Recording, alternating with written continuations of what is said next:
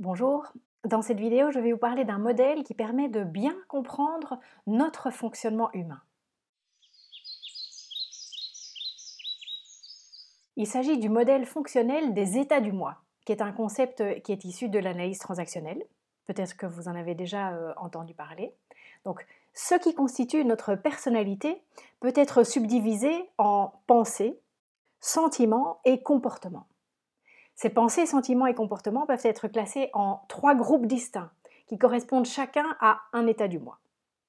On a le groupe des pensées, sentiments et comportements typiquement propres à l'enfant.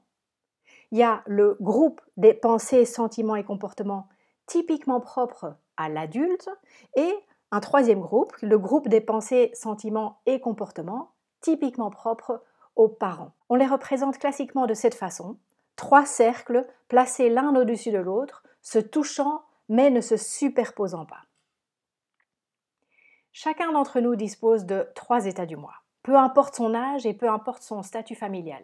Ça signifie qu'un vieillard de 90 ans peut présenter des comportements typiques de l'enfant, par exemple en riant aux éclats, et qu'une petite fille de 4 ans peut très bien présenter des comportements typiquement propres aux parents, par exemple gronder sa poupée. Parmi les pensées, sentiments et comportements typiques de l'enfant, il existe des sous-catégories.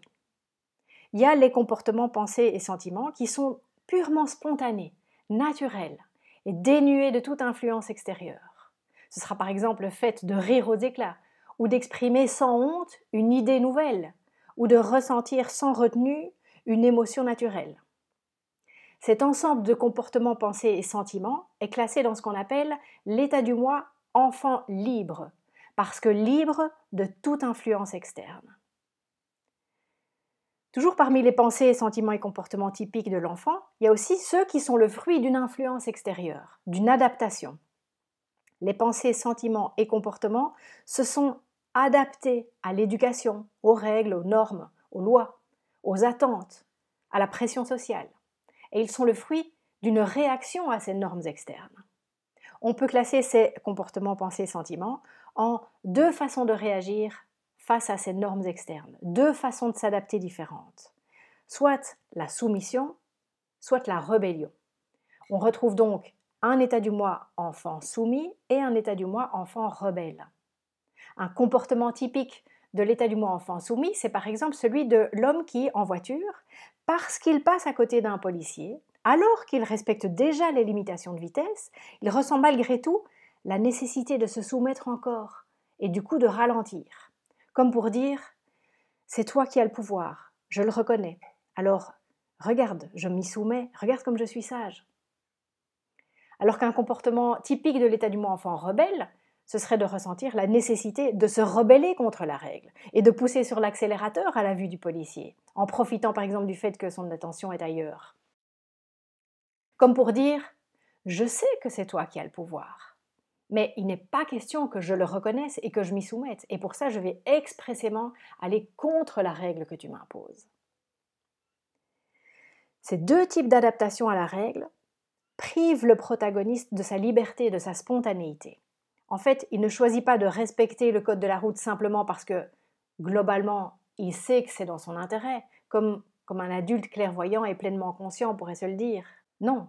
Soit il s'y soumet exagérément, soit il va expressément contre, et dans les deux cas, il est dirigé par la règle. Une pensée de l'état du moi enfant libre peut être: je déteste les choux de Bruxelles. Un comportement typique de l'état du moi enfant rebelle pourrait être de dessiner sur les murs de la maison, alors qu'il sait bien qu'il ne peut pas. Et un sentiment de l'état du moi enfant soumis pourrait être par exemple le sentiment de honte.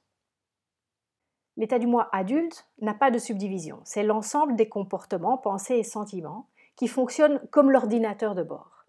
Il est peu enclin aux sentiments.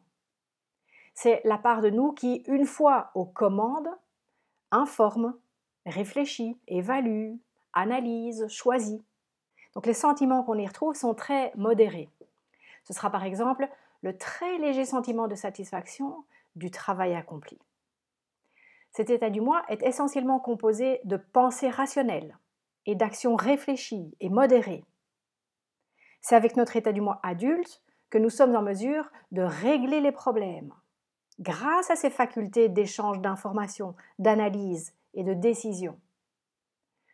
Aucun autre état du moi ne permet de régler les problèmes.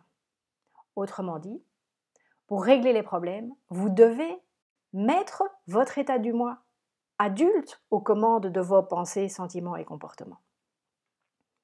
Une pensée de l'état du moi adulte peut être « la file de gauche est plus courte que celle de droite ».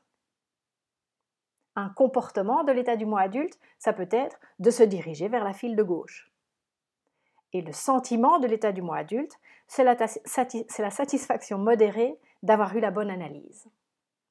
L'état du moi parent, c'est l'ensemble des comportements, pensées et sentiments marqués de l'empreinte des modèles qui se sont présentés à nous durant l'enfance, essentiellement, bien qu'on puisse assimiler des modèles tout au long de notre vie, bien sûr. Les pensées, sentiments et comportements typiques de l'état du moi parent sont le fruit de ce qu'on a introjecté, assimilé en tant que modèle à partir d'un ensemble de gens influents autour de nous, essentiellement durant l'enfance. Des parents, des grands-parents, des frères et sœurs plus âgés, des professeurs, des parents d'amis, des éducateurs, etc. Il s'agit par exemple d'idées reçues et de préjugés qu'on a assimilés. Mais il s'agit aussi de normes, de règles, de lois qu'on a intégrées. Et il s'agit aussi par exemple de façons de parenter, materner ou paterner, par exemple dorloter et protéger, ou bien encourager et soutenir, ou bien critiquer et menacer. On trouve également plusieurs subdivisions dans l'état du moi parent. Il y a les pensées, sentiments et comportements typiques de l'état du moi parent nourricier. C'est la part de nous qui encourage, qui soutient, qui aime, qui nourrit de son attention et de son affection. C'est avec l'état du moi parent nourricier qu'on va dire des choses comme « je t'aime »,« c'est bien que tu sois là ». Il y a les pensées, comportements et sentiments typiques de l'état du moi parent normatif. C'est la part de nous qui contient et qui fait respecter les normes, les règles, les lois, qui les a assimilées. C'est avec l'état du moi parent normatif qu'on dit des choses comme « dis merci à monsieur ». Pour travailler efficacement, il faut avoir un bureau bien rangé. Et enfin, il y a les pensées, sentiments et comportements typiques de l'état du moi parent critique. C'est la part de nous qui contient les préjugés, les idées reçues, les critiques. Et c'est avec l'état du moi parent critique aux commandes qu'on dit des choses comme « c'est toujours pareil avec toi ». Dans la famille du schmoll, ce sont tous des radins. Une pensée de l'état du moi parent critique peut être « de toute façon, elle sera en retard comme d'habitude ». Un comportement de l'état du moi parent nourricier, ça peut être de mettre la main sur l'avant-bras de quelqu'un en signe de réconfort. Et un sentiment de l'état du moi parent normatif, ça peut par exemple être l'indignation de voir une valeur piétinée. Une personne en bonne santé psychologique est en mesure de passer souplement d'un état du moi à un autre en fonction du contexte ou bien de son intérêt.